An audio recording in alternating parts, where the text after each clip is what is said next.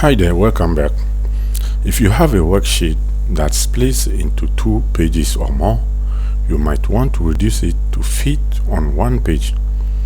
What I'm going to demonstrate here is how you can print a 2-page worksheet on 1 page. So let's try it in this worksheet. The first step is to click on the File tab and click Print. On the right of your screen, you can see a preview of your data.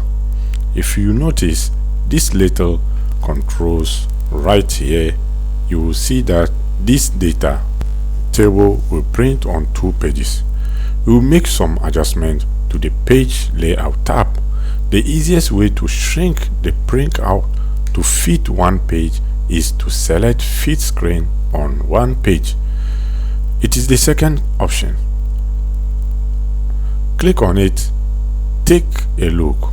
All data fit on 1 page, as you can see. Great. Now I'm going to show you another method. From the Page Setup dialog box, click on Page tab, and from Scaling section, Fit to option, set 1 page wide and 1 page tall. Now press OK and you can see that it will print on 1 page instead of 2.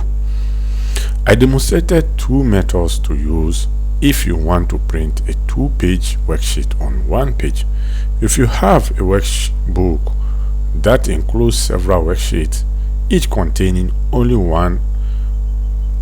a small amount of data, you may wonder if there is an easier way to print the multiple worksheets on a single sheet of paper.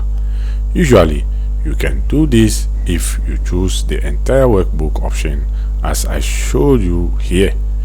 Of course, printing this way can lead to some tiny text on the printout because the printer driver simply reduces each page to occupy a proportionate area of the printed page.